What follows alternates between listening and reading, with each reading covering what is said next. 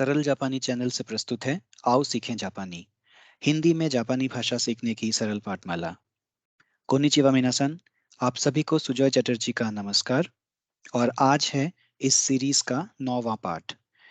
ये पाठमाला कंटेंट्स हैं।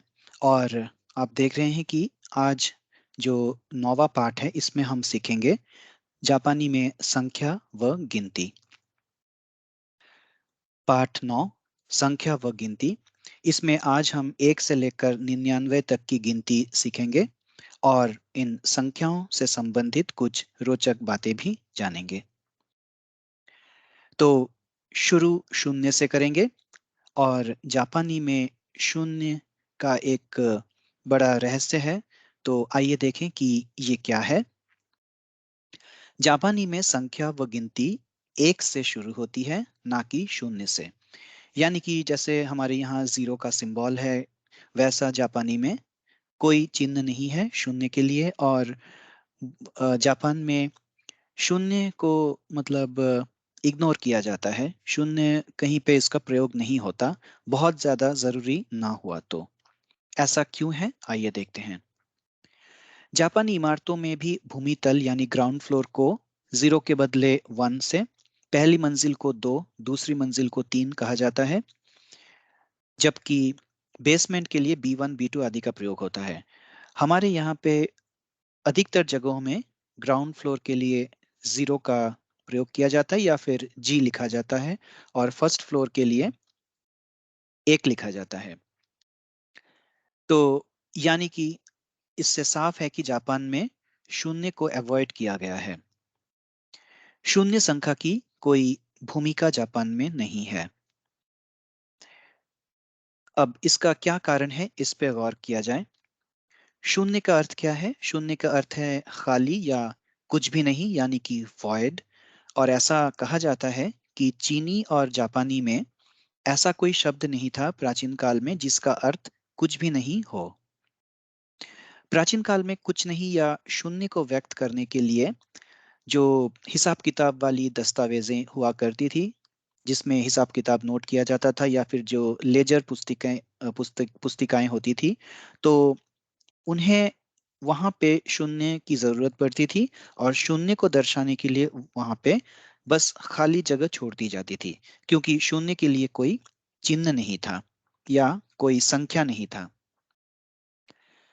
उसके बाद प्राचीन काल में चीनी भाषा में एक शब्द था जिसकी कांजी आप यहाँ देख सकते हैं। ये कांजी चिन्ह है। कांजी के बारे में हमने थोड़ी बहुत बात अपने इंट्रोडक्टरी एपिसोड्स में की थी, और आगे भी हम कांजी सीखेंगे।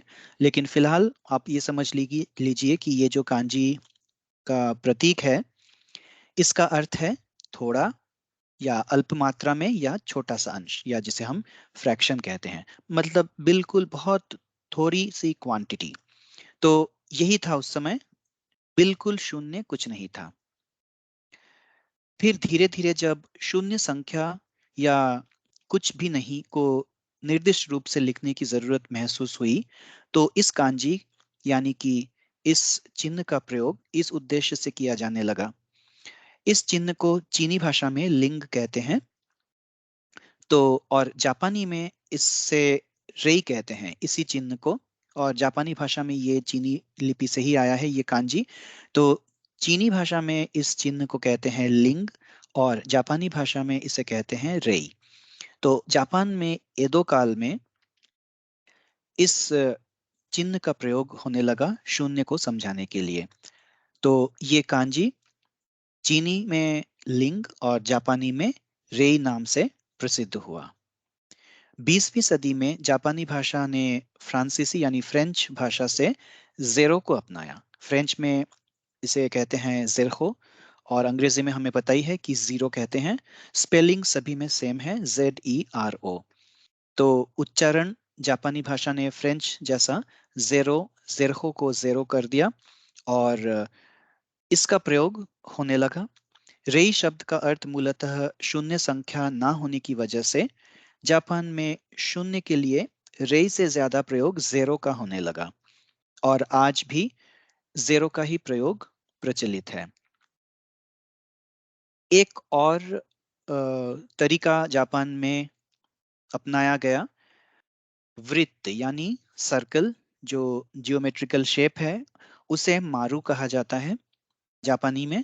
और क्योंकि इसका जो चिन्ह है वो गोलाकार है, वृत्त सर्कल, और इसका प्रयोग भी खाली जगह यानी कि शून्य को दर्शाने के लिए कभी कभी किया जाता है। लेकिन इन तीनों में जो सबसे प्रचलित हुआ वो बाहरी शब्द जेरो ही हुआ, जो हम जीरो के नाम से हम जानते हैं।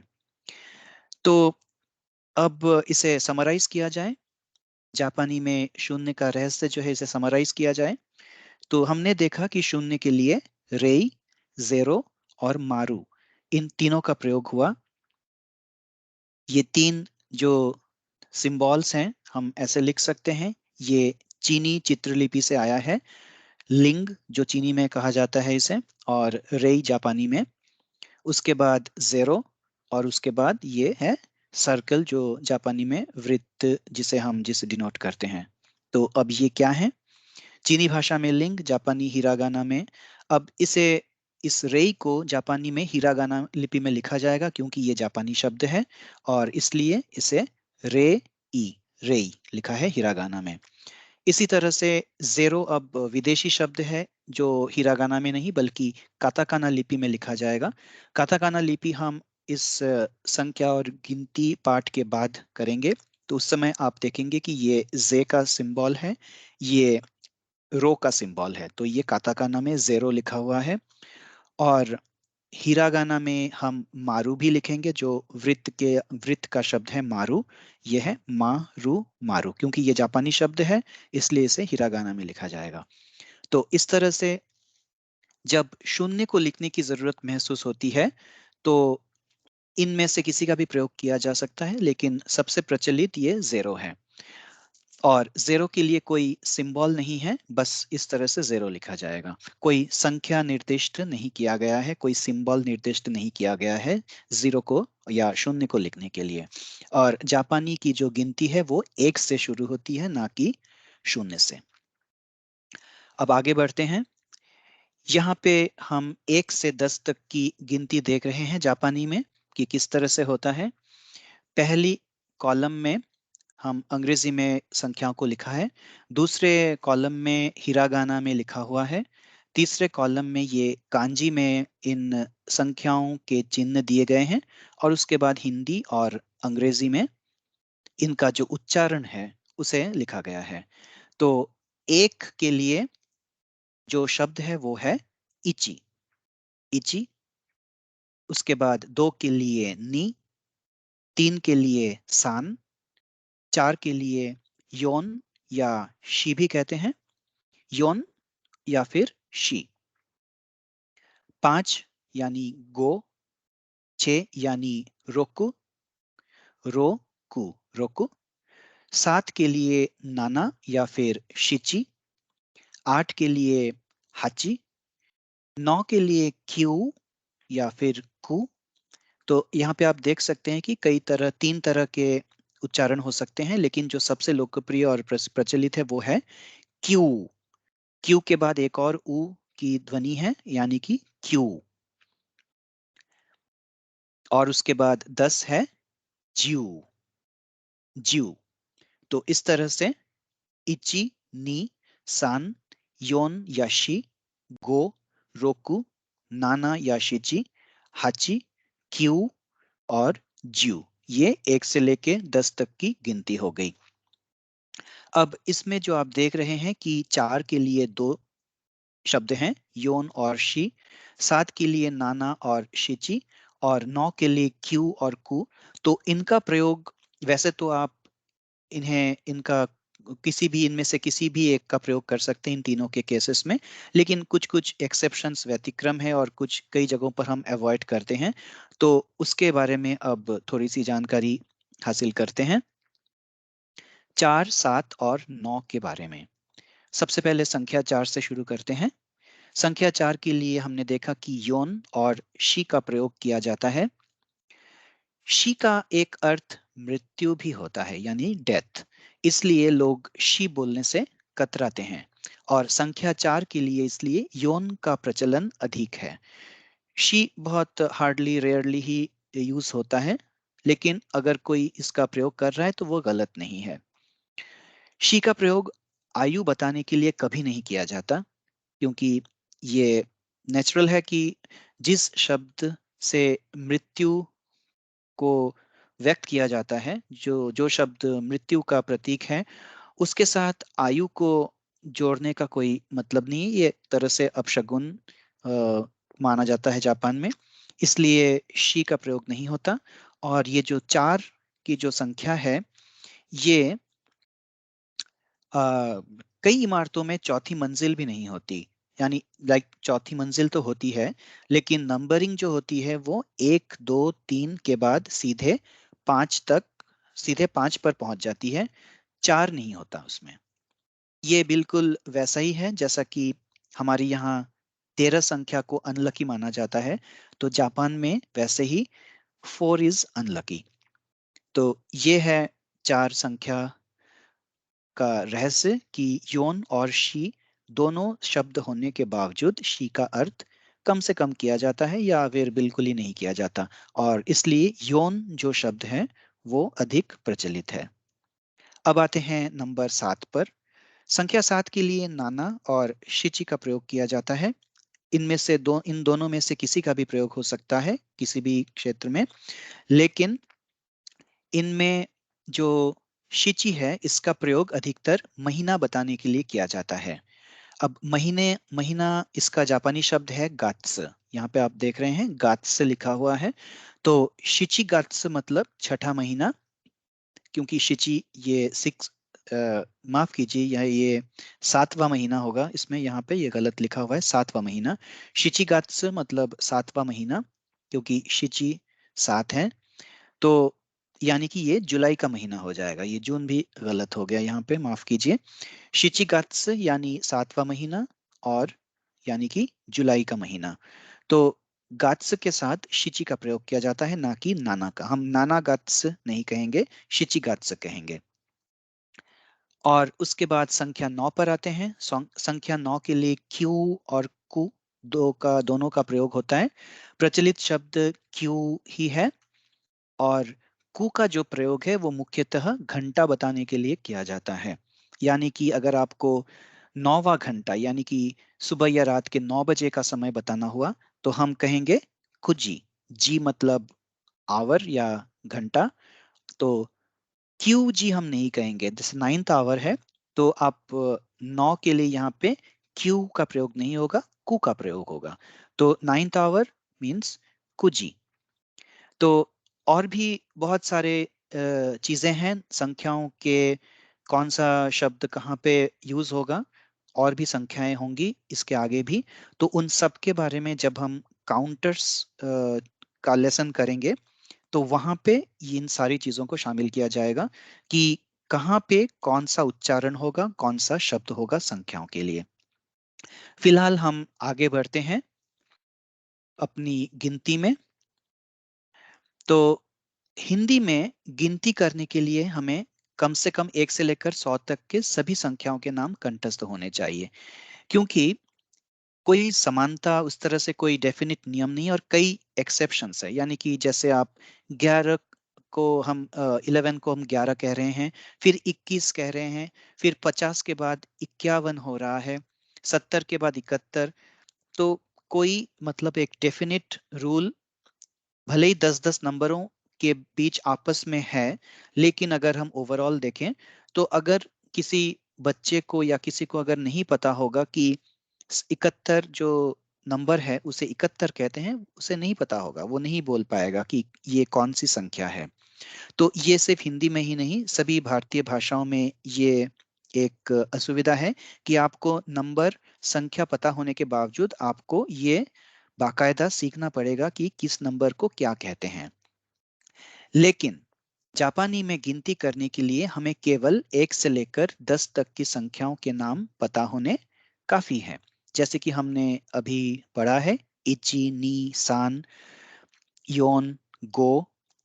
इस तरह से जो हमने 1 से 10 तक की गिनती की है, बस उतना ही काफी है। अगर आपको उतना याद है, तो आप 1 से लेके 99 तक कोई भी नंबर, कोई भी संख्या उसे क्या कहते हैं आप बता पाएंगे। आपको इससे अधिक कुछ याद रखने की जरूरत नहीं है, केवल 1 से लेकर 10 तक आपको पता होने चाहिए। और इसके आगे की जो संख्याएं हैं, यानी कि 10 के बाद 11 से जो संख्याएं हैं, उनके संख्याओं के नामों को जोड़ जोड़ कर बनाए गए हैं। यानी कि 11 यानी कि 10 और 1। तो इस तरह से 10 और 1 के जो शब्द हैं, 10 के लिए ज्यू और 1 के लिए इची, तो 11 के लिए हो जाएगा ज्यू इची, यानी कि 10 1।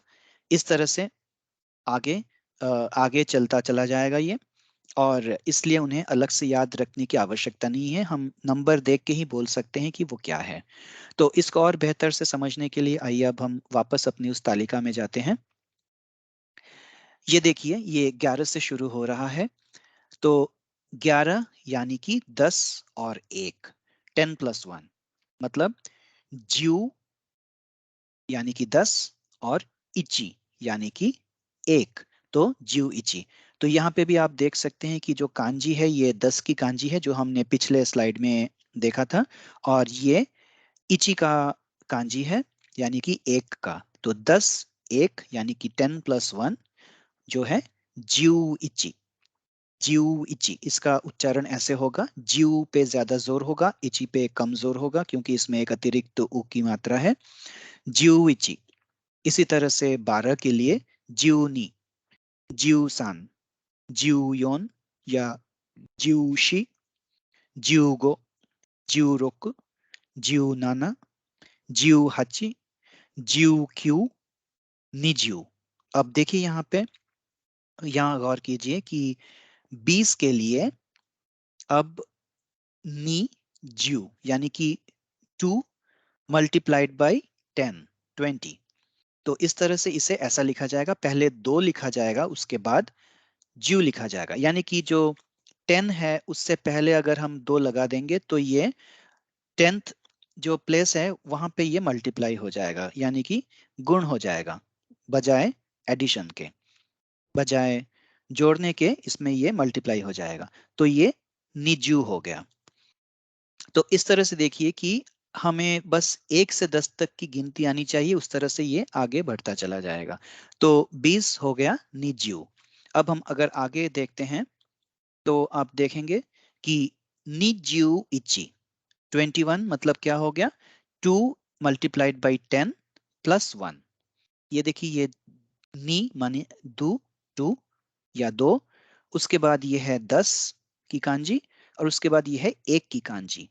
तो 2 10 1 ये हो गया नी ज्यू इची, यानी कि 21। नी ज्यू नी ज्यू सान, नी ज्यू योन, नी ज्यू गो, नी ज्यू रोक, नी ज्यू नाना, नी ज्यू हाची, नी ज्यू क्यू। और 30 के लिए अब यहाँ पे सान आ जाएगा, सान ज्यू। सान यानी 3, ज्यू यानी 10। तो 3 × 10, 3 × 10, 30 यानी सांज्यू। तो यही नियम है जापानी गिनती में, और इस तरह से ये आगे बढ़ता चला जाएगा। ये देखिए, सांज्यू इची, सांज्यू इची, सांज्यू नी, सांज्यू सान, सांज्यू योन, सांज्यू गो यानी 35, सांज्यू रोक, सांज्यू नाना, सांज्यू हाची, सांज्यू क्यू, योनज्यू। योनज्यू यानी 40, 40।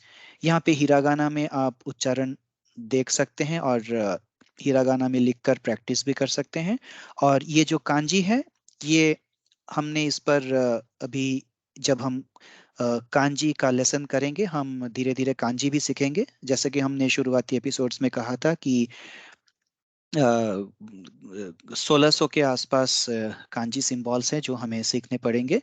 तो हम धीरे धीरे इन सिंबल्स को, जो सिंपल सिंबल्स है उससे शुरू करते हुए कॉम्प्लिकेटेड में जाएंगे, और हम इन सारे सिंबल्स को दोबारा उस चैप्टर में करेंगे। तो फिलहाल आपके बस समझने के लिए ये लिखा गया है। तो आप देख सकते हैं कि 31 कांजी में कैसे लिखा गया है, 3 10 1, 3 10 2। यानी कि अगर आप 10 के बाएं तरफ जो नंबर आप लिखेंगे उसके साथ 10 मल्टीप्लाई हो जाएगा, और 10 के दाईं तरफ आप जो नंबर लिखेंगे वो प्लस हो जाएगा। तो इसका अर्थ ये हुआ कि 3 मल्टीप्लाइड बाई 10 प्लस 3 यानी 33। अगर ये नियम आपको समझ में आ गया हो तो आप 1 से 99 तक कोई भी नंबर लिख सकते हैं और उसका उच्चारण भी कर सकते हैं। तो इस तरह से अब इसमें देखिए कि दाईं तरफ 10 के दाईं तरफ कुछ नहीं है, यानी कि ये 0 है। तो ये हो गया 4 मल्टीप्लाइड बाई 10 यानी 40। इस तरह से हम आगे बढ़ते हैं। योन जियो इची, योन जियो नी, योन जियो सान, योन जियो योन, योन जियो गो, योन जियो रोक, योन जियो नाना, योन जियो हाची, योन जियो क्यू, गोजियो। गोजियो यानी 50, 50। तो हिरागाना के जो अक्षर हमने किए थे, आशा है कि आपने इनका अभ्यास किया होगा। अगर आपने अभ्यास किया है और आपको ये अब तक याद हो गए हैं तो आप इन्हें यहीं से पढ़ सकते हैं, हिंदी या अंग्रेजी की आपको जरूरत नहीं होगी। तो कोशिश कीजिए कि धीरे धीरे हिंदी और अंग्रेजी का प्रयोग आप कम करते जाएं। हम भी आने वाले जो पाठ हैं उनमें थोड़ा थोड़ा कम करेंगे, लेकिन क्योंकि ये हिंदी में जापानी भाषा सिखाने का सीरीज है तो हम हिंदी और अंग्रेजी का प्रयोग तो करते रहेंगे। लेकिन अगर आप जापानी जल्दी सीखना चाहते हैं तो आपको ये हैबिट लाना पड़ेगा कि आप जापानी में कम से कम हिरागाना में जो शब्द लिखे हुए हैं उनको आप उन्हीं हिरागाना लिपि को देखकर ही आप पढ़ पाएं। यानी कि जैसे ये 42 है तो योन ज्यू नी, 4 मल्टीप्लाइड बाई 10 प्लस 2, योन ज्यू नी। तो अब आगे बढ़ते हैं 51 से। गो जियो इची, गो जियो नी, गो जियो सान, गो जियो योन, गो जियो गो, गो जियो रोक, गो जियो नाना, गो जियो हाची, गो जियो क्यू, रोक्यू जियो। रोक्यू जियो यानी 60, रोक्यू जियो। रोक्यू जियो इची, रोक्यू जियो नी, रोक्यू जियो सान, रोक्यू जियो योन या रोक्यू जोन शी, माफ कीजिए, रोक्यू जियो शी, रोक्यू जियो गो, रोक्यू जियो रोकू यानी 66, रोक्यू जियो नाना, रोक्यू जियो हाची, रोक्यू जियो क्यू, और नाना जियो। नाना जियो यानी 70। नाना यानी 7, और 10 के बाईं तरफ अगर है तो ये मल्टीप्लाई होगा जैसा कि हमने कहा। तो ये 7 और 10 मिलकर हो गया 70, नाना जियो।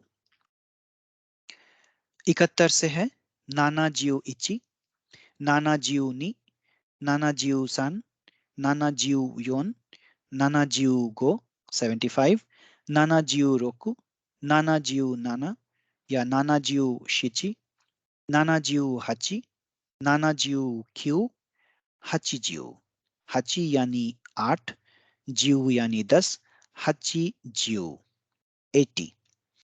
81 से 90 तक का अभ्यास करते हैं। आपको अब तक नियम समझ में आ गया होगा, बहुत ही आसान। और आप ये भी समझ रहे होंगे कि जो बात हमने इससे पहले कही थी कि हिंदी या किसी भी भारतीय भाषा में गिनती इस तरह से हम नहीं करते, इतना जेनरिक नहीं है, बहुत सारे एक्सेप्शंस हैं, और वो अगर आपको पता है तो ही आप सही सही उन संख्याओं को पढ़ पाएंगे। लेकिन जापानी में जैसा कि आप देख रहे हैं कि 1 से 10 तक की गिनती आने पर आप 1 से 99 तक के शब्द या संख्याओं को लिख सकते हैं, बहुत ही आसान।